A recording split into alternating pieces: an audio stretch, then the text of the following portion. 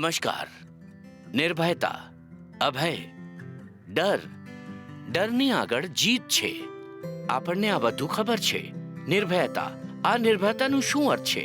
નિર્ભયતા તેનો અર્થ એ નથી કે કોઈ પણ વસ્તુથી ડરશો. તેનો અર્થ છે કે આપણા હિંમતથી લડાઈમાં જઈને પોતાના ડરનો સામનો કરવો જોઈએ. જીવનને સારી રીતે જીવવા માટે નિર્ભયતા એક મહત્વપૂર્ણ ગુણ છે. તમને ખુલ્લા મન અને ખુલ્લા મગજ સાથે જવા માટે નિર્ભય થવાની જરૂર છે. જો તમે તમારી જાતને સાચા રહેવાની અપેક્ષા કરો છો અને નિષ્પક્ષતા અને ન્યાયની ખાતરી માંગો છો, પોતાની જાત માટે નથી પણ બધા માટે, પ્રામાણિકતા માટે એક આધાર પાવો જરૂરી છે. નિર્ભયતા જ્યાં તમે વિરોધીઓ અથવા જોખમો સામે સાચું બોલી શકો. કોઈની ઉપર વિશ્વાસ કરવા હિંમતવાન બનવાની જરૂર છે. તેમની પોતાની ઘણી ખરાબ પરિસ્થિતિઓમાં ઊભો રહેવા માટે, પોતાને મજબૂત રાખવા માટે અને કોઈની ઉપર પ્રેમ કરવા માટે નિર્ભયતાનો સૌથી મોટો રૂપ છે. નિર્ભયતાનો અર્થ ભયના અભાવ નથી. એનો અર્થ છે કે તમે ભય ઉપર વિજય પ્રાપ્ત કરવા માટે સક્ષમ છો. કોઈક વસ્તુથી ડરીને અથવા કોઈથી ડરીને તમે તમને વધુ ઉત્તમ દરજ્જો આપી રહ્યા છો. નિર્ભય થઈને રહેવાનું પોતામાં જ એક નિર્ભયતા છે. પોતાની ડરથી બહાર આવવું, આને જ નિર્ભયતા કહીએ છીએ. વિદ્યાર્થીઓ, શું તમે ભયભીત છો? ના, તમને સૌને નિર્ભય રહેવું જોઈએ. તમે બધાએ બોલિવૂડની આ લાઈનો સાંભળી જ હશે, ડર કે આગે જીત હૈ. અને ગબ્બર સિંહની પણ, જો ડર ગયા વો મર ગયા. એટલે જ આપણે ડરવું ન જોઈએ. આપણને નિર્ભય રહેવું જોઈએ, કાયમ જ નિર્ભય રહેવું જોઈએ. ગવર્મેન્ટ ઓફ ઇન્ડિયા અને બાલ કલ્યાણ પરિષદે 16 વર્ષથી ઓછી વયના બાળકોની ઘણી બધી પ્રશંસા કરી છે, જેમણે મુશ્કેલીની સામનો કરતા ઘણી હિંમત બતાવી. આ સાબિત કરે છે કે નિર્ભય રહેવા માટે ઉંમરની કોઈ સીમા નથી.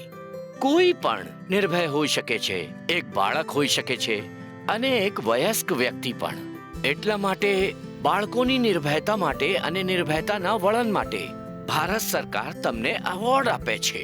જો તમારી પાસે તમારા નિર્ભયતાની હિંમતની કોઈક વાર્તા હશે, તે કોઈ નાનું કામ પણ હોઈ શકે જે તમે તમારા ઘરમાં કરો છો. જેમ કે તમે તમારા માતા પિતાનું જીવન બચાવ્યું છે, આપના ટીચરની મદદ કરી, તમે રસ્તા ઉપર કોઈની મદદ કરી. આવા બધા કાર્યો તમને ઇનામ અપાવી શકે છે.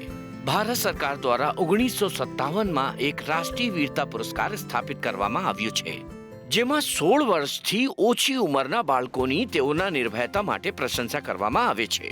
તેથી જ તમે પણ તમારી નિર્ભયતાની વાર્તાઓ સરકાર સુધી પહોંચાડો. શું ખબર, તમે પણ વીરતાનો રાષ્ટ્રીય પુરસ્કાર જીતી શકો. આવી ઘણી વાર્તાઓ છે બાળકોની, જેમને ઘણા લોકોને તેની હિંમત અને નિર્ભયતાની તેમના દરે બહાર નીકળવાની પ્રેરણા આપી છે. અને તમે જુઓ કેવી રીતે નિર્ભય થઈને નિર્ભયતાપૂર્વક તમે લોકોનો જીવ બચાવી શકો છો. મારી પાસે તમારા માટે સરસ વાર્તાઓ છે નિર્ભયતાની. કેટલાક બાળકો જેમને લોકોની મદદ કરી છે પોતાની બુદ્ધિથી, જેના કારણે ઘણા બધા લોકોનો જીવ બચી ગયો. વાર્તાઓ એવી રીતે ચાલે છે. એ ખૂબ જ રસપ્રદ છે. 4 એપ્રિલ 2015 દિશાંત મેંદીરતા છોકરો ઘરમાં હતો પંચકુલા, હરિયાણામાં, તેના માં અને ભાઈ સાથે.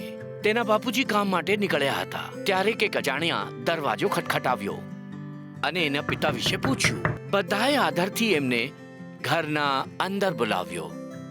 દિશાંતની માં અર્ચનાએ તરત તેના પિતાજીને આ બતાવવા માટે કોલ કરવા માંડી, પણ પિતાજી તે માણસને ના ઓળખી શક્યા. તે જ વખતે તે અજાણ્યા માણસે બાથરૂમ વાપરવા માટે પૂછ્યું. અર્ચના તે માણસને બાથરૂમનો રસ્તો બતાવી રહી હતી. એટલામાં તે માણસે ચાકુ બહાર કાઢ્યો અને અર્ચનાના ગળા પર મૂક્યું અને બાળકોને ડરાવી ધમકાવીને ઘરમાંના બધા પૈસા અને કિંમતી વસ્તુ લઈ આવવા કીધું. દિશાંતે ઝડપથી એક યોજના બનાવી અને તે માણસના પગ પર પડી ગયો અને વિનંતી કરવા લાગ્યો. અને થોડી વાર પછી અચાનક ઊભો થયો અને તે માણસના હાથમાંથી ચાકુ ખેંચી લીધો અને દૂર ફેંકી દીધો અને અવાજ કરીને પોલીસને પકડાવી દીધું. તેમના અવાજથી બધા પાડોશી તેમના ઘરે આવી ગયા તેમના પરિવારને બચાવવા માટે. દિશાંતને એના સ્થિર બુદ્ધિ અને હિંમત માટે તેમને સરકાર તરફથી બહાદુરીનો ઇનામ મળ્યો. એમ હજી એક વાર્તા છે નિર્ભયતાની. મોરિસ નામનો એક છોકરો હતો. મોરિસ દોસ્તારો સાથે ટેરેસ ઉપર રમતો હતો અને તેના એક મિત્રને ઇલેક્ટ્રિકનો શોક લાગ્યો. જે કોઈને શોક લાગે તો આપણે શું કરીએ?